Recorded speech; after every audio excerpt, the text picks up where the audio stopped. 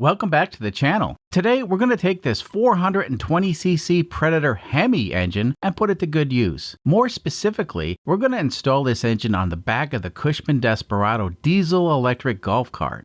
So, if you can count on at least 2 fingers, well, that means this electric golf cart will now have 2 engines. That's right, it's going to have a 420cc gasoline engine and a 196cc diesel kicker engine. So that works out to 616 cc's of raw power that we can use to generate all the electricity that we need to make this golf cart move. So yeah, the already scary Cushman Desperado will have a lot more cowbell, and this may or may not be a good idea. So if you're new to the channel, indeed, this monstrosity was and still is an electric golf cart. Yep, you see, we left the original electric motor in place and pitched the batteries. So instead of having heavy lead acid batteries, now we generate all the electricity that we need with this lightweight diesel engine and a 140 amp alternator from a Jeep Liberty. Meh, to be honest, this little diesel engine gets the job done, but it's a little bit low on power. Now, our other electric golf cart, well, you guessed it, we also pitched the batteries and fitted this guy with a 212cc gasoline engine and a 140 amp alternator. Turns out that the 212cc engine and the high power alternator is likely the best combination. However, we need to take this project to the next level and gather data on how a larger engine performs. The ultimate goal of this video series is to get an electric golf cart back on the road without using any batteries. None, zero, nada. We don't need stinking batteries. Now, so far, we've proven that it can be done with excellent performance while also being fuel efficient.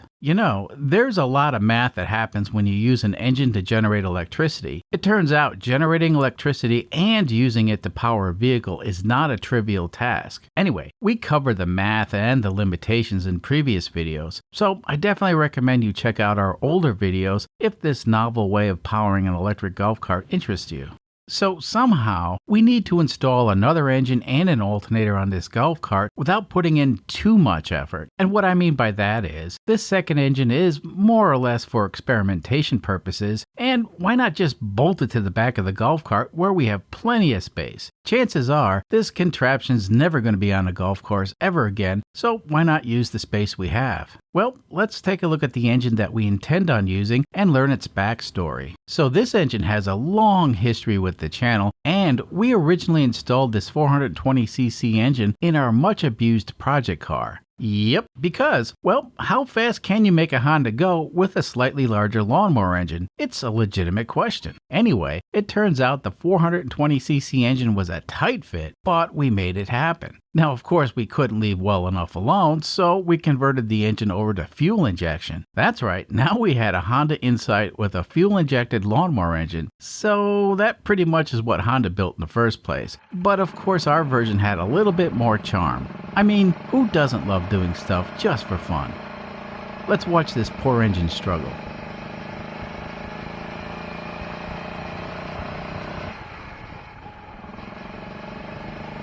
Not too shabby for a Harbor Freight engine. So indeed, this engine survived, which is great news because the fuel-injected intercooled supercharged 420cc Hemi that we also built at the same time, well, that one didn't survive. It turns out that 8 psi of boost will blow pretty much every gasket out of the engine, and now we know boost is not for everybody. So this engine was spared from the stupid charger experiments, and I was able to dig up enough of the original parts to convert this thing back to a carburetor. Let's see if it still runs.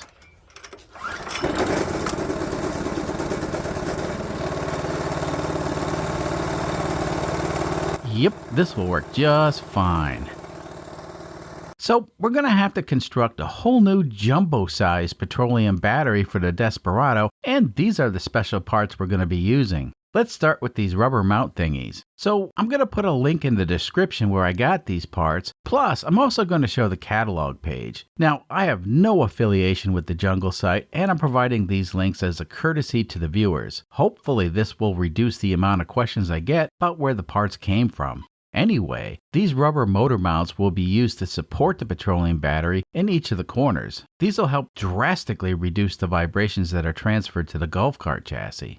Now, the alternator that we're using is from a Jeep Liberty. The only reason we're using this alternator is, well, we had one in our stash and that's what we started this project with. It turns out this guy is easy to modify, so we continue to use these. I say, use whatever alternator you want, but keep in mind it'll have to be modified by removing the voltage regulator and isolating the brushes.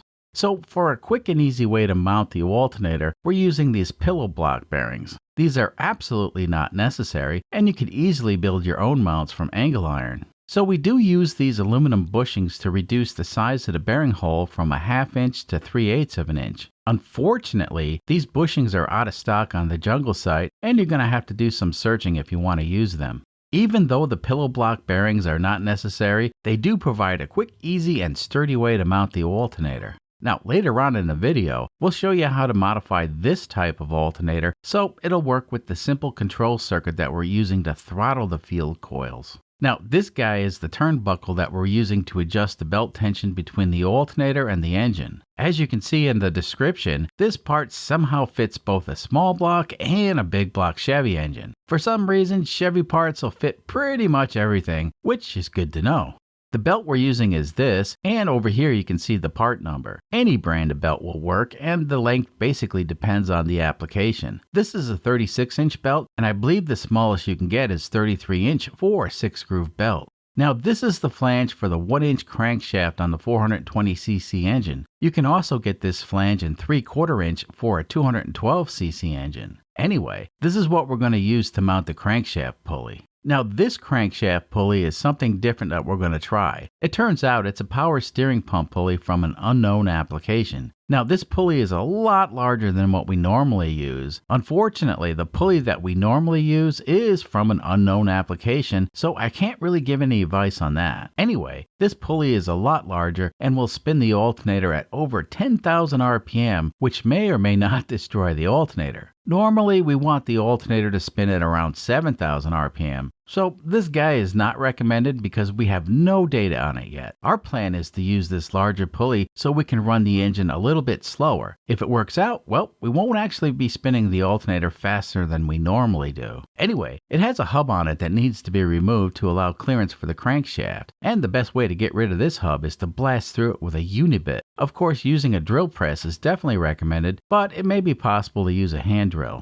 Now this is the same type of pulley and we've already modified it. Unfortunately, I screwed up and made the hole a little bit bigger. So now we're going to have an alignment problem. I'm going to cheat and use this 3D printed spacer to align the hub with the pulley so I can mark and drill the holes. Normally, I wouldn't have to do this if I had drilled the correct 1-inch hole through this pulley.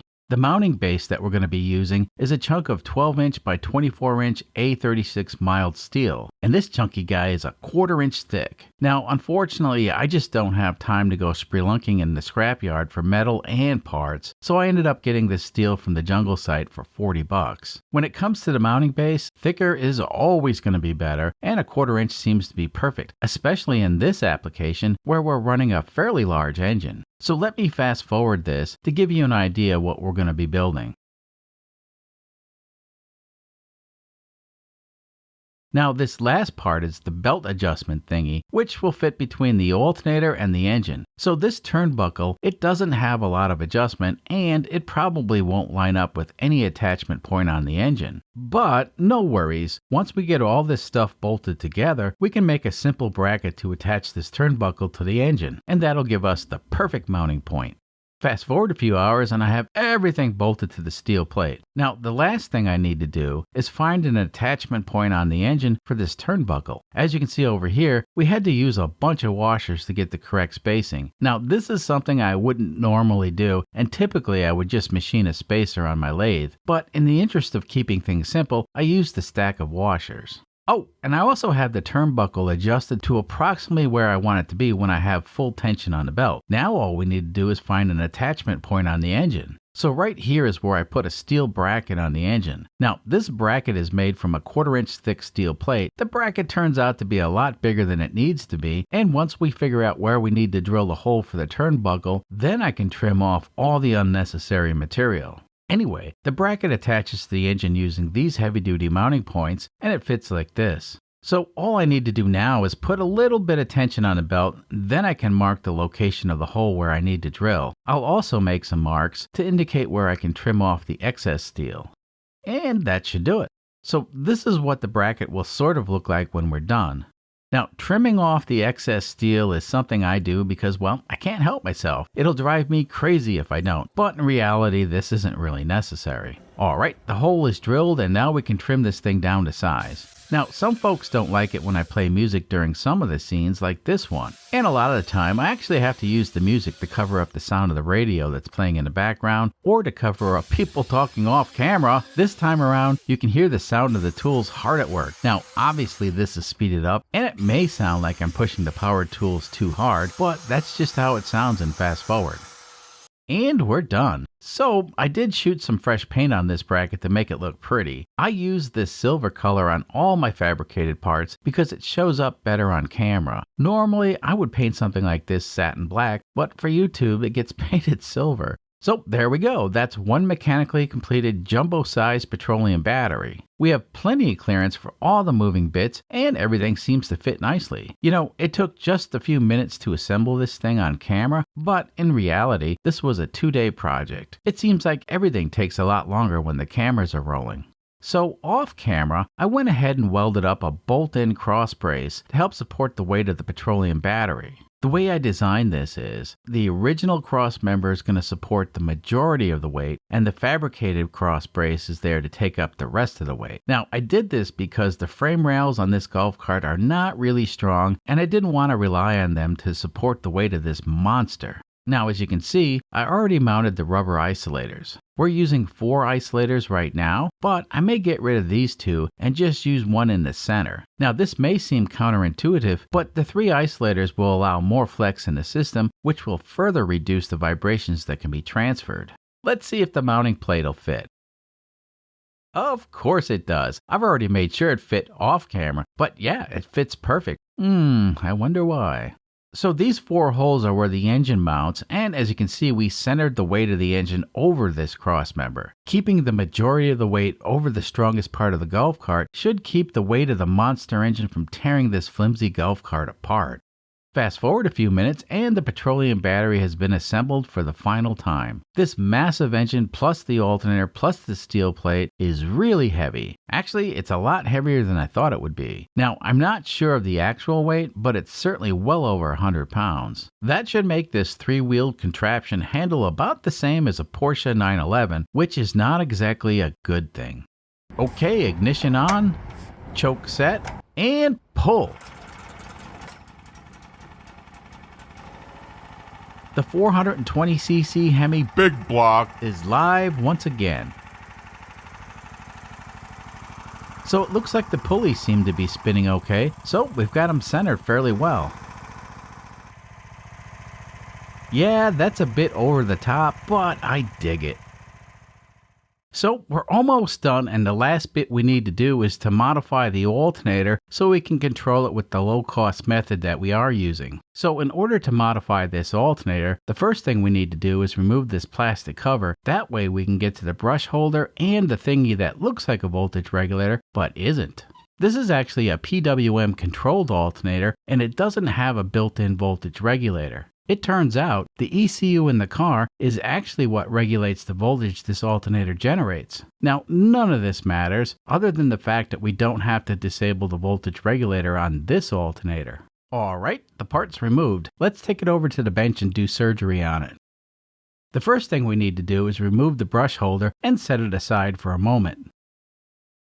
So this black plastic thingy needs to be modified so we can completely isolate the brushes from the output of the bridge rectifier and the ground. Now, on the back side of this thingy, well, there's an area that's been filled in with silicone. We need to dig out the silicone to get inside this thing. This stuff comes out real easy with an X-Acto knife, and right away you can see some sort of brown thing that's buried inside this gizmo. This is actually a capacitor, which normally would be helpful, but in this case, we need to cut it out because it gets in the way. Alright, the capacitor's out, and there's no way we could keep it in place because the modification that we're going to be doing disconnects it from the circuit anyway. Now from this point to this point, there's continuity. Basically, there's a wire embedded inside this thingy that connects these points together, and we need to sever the link.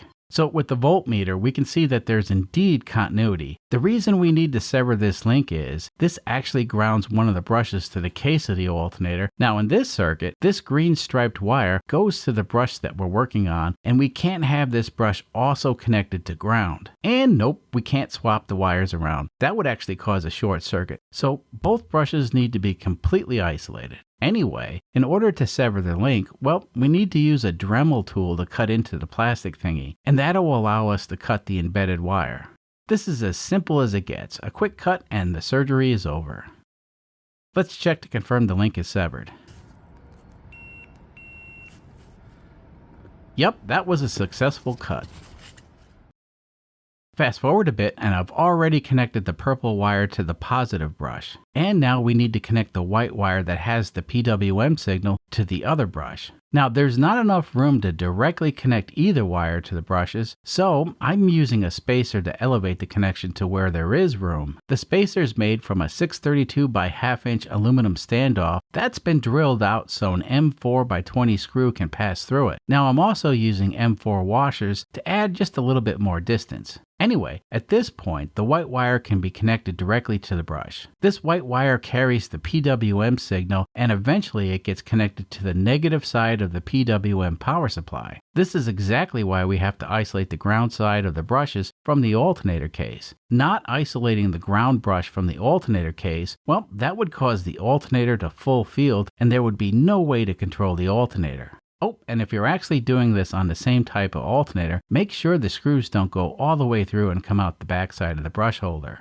At this point, the brush holder can be reinstalled in the alternator and then it can be connected like in this circuit. Now, we've covered this circuit many times in the past, and if you get to this point, well, check out the older videos for more information.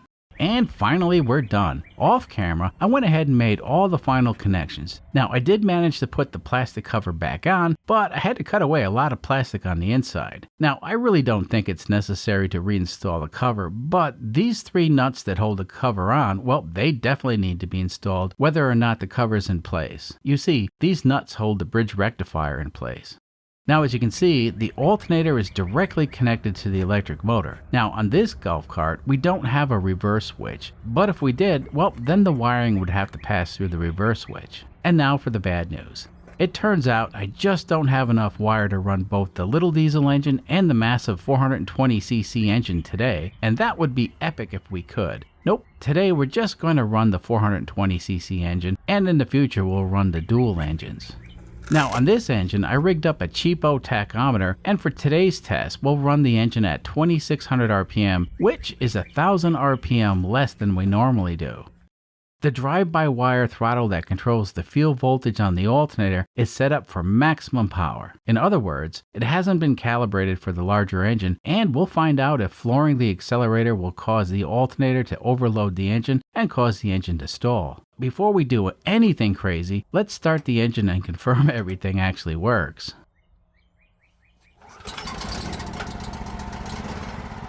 Alright, let's turn the power on and release the emergency stop switch. At this point, the monster is alive and dangerous. Just in case, we have the thing up on jack stand so it can't escape. Let's give the accelerator a bump. Yep, it's working. Outstanding. I reckon we need to go for a ride and see if the 420 engine has enough power to generate the maximum amount of juice this cart can handle.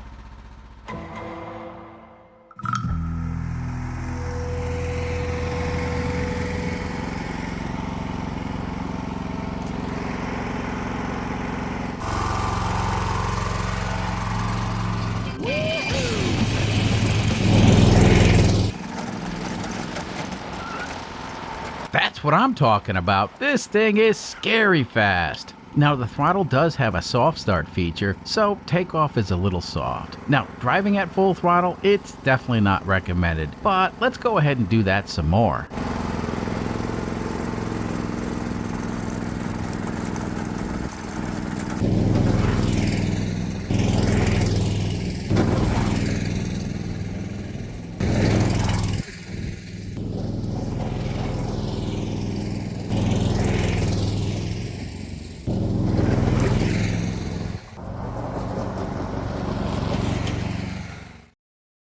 So it turns out the 420cc engine is just what the Cushman Desperado needed. Of course, the big engine is just the icing on the cake. Don't forget, we also have the little diesel engine that we can kick in for supernatural power mode. This thing was never meant to be, but somehow it exists. So my buddy Eric, the cameraman, is on his way over so we can safely drive this contraption on the street. Stand by for that. Okay, so this is the Desperado with 2 people on board, and we're still running the engine at a lazy 2600 RPM. Eventually, we'll try different speed settings for the engine. However, right now, the big engine is making plenty of horsepower at its current setting. Alright, now we're going to do a full throttle acceleration, and as you can see, the soft start kinda ruins the effect. But actually, I like this feature, and it also helps prevent shock loading the diodes in the alternator.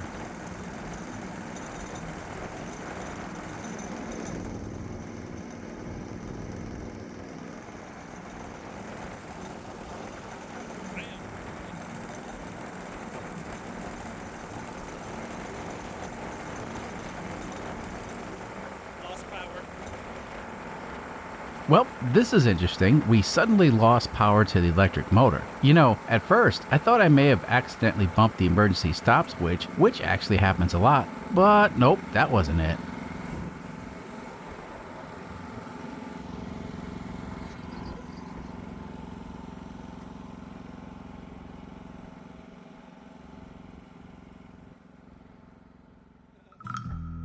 After a few minutes fiddling with stuff on the side of the road, well, it was determined that it was hopeless, and whatever was wrong with the Desperado would require proper diagnostic tools.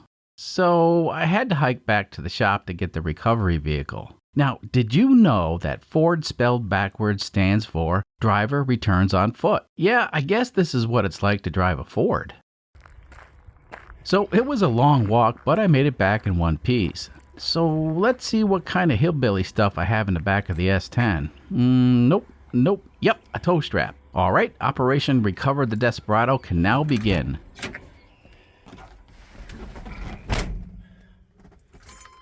Yeah, I leave the keys in the truck during the day. So this truck is a little bit rough around the edges, but it's a rust-free survivor that spent most of its life in the low deserts of California. It has a bulletproof 4.3 liter V6 and a 700 R4 transmission. You know, I filled the fuel tank back in November, and 4 months later it still has plenty of gasoline in it. I love this thing, but I'm still working out a few little problems that persist. Now that winter's pretty much over, I can start driving this thing again. Now, this ain't the most powerful vehicle in the world, but it's a lot faster than the Honda that I normally drive, which is nice. Alright, we're all set, and Eric is going to steer the golf cart while I pull this thing back to the shop. So I'm actually glad we finally broke something. This doesn't happen very often, but when it does, it provides us with a way to improve our projects. You know, it's unfortunate, but if the diesel engine was still connected, well, we could have drove this thing back using the kicker engine. Well, next time. So this little PWM power supply is the interface between the drive-by-wire accelerator pedal and the 140 amp alternator that we're using. Now, if I switch on the main power and push the emergency stop button in, we can troubleshoot this thing. So the good news is, we're showing 12 volts on the input, and that means the fuses are in good shape. Now, if I place the probes on the output, we're showing nothing, which is fine. That's what's supposed to be there when the accelerator is not being pressed. However, when I do press the accelerator, we should see some voltage on the output, and we don't have any voltage. So what that means is, somehow we damaged this little power supply. Now, just in case the problem's in the accelerator pedal, well, I went ahead and connected another one, and we still have the same problem. Now, this thing is supposed to have overcurrent protection built in, and what that means is, if this thing is overheated or abused, well, it's just going to shut down until it cools off. Well, it's been well over an hour and it still doesn't work. Now, my theory is, well, it's possible the alternator momentarily backfeeded into this gizmo when I let my foot off the accelerator. Basically, that's exactly when it failed. You see, the moment I took my foot off the accelerator and then floored it again is when this guy failed. So it may be that all we need to do is put a diode to isolate this thing from the alternator, or something like that. I actually want to do an autopsy on this thing to see if I can find exactly what failed. The good news is, that's my specialty. Anyway, that's not going to happen today. Now, on this golf cart, we have all the electronics out in the open, which is not a good thing. As you can see, this guy has plenty of dirt on it. Now, that should make you cringe because it makes me cringe. Anyway, on the other golf cart, well, we have all the electronics in an airtight enclosure to avoid getting dirt on stuff. So yeah, I'll go ahead and put this stuff in an enclosure, so no need to write that in the comments. Well, I think we had enough fun for today, and I need to hunker down and edit this video together so you folks can see the results of our shenanigans tomorrow morning. We'll see you next time, possibly with 2 engines powering the Desperado. Until then.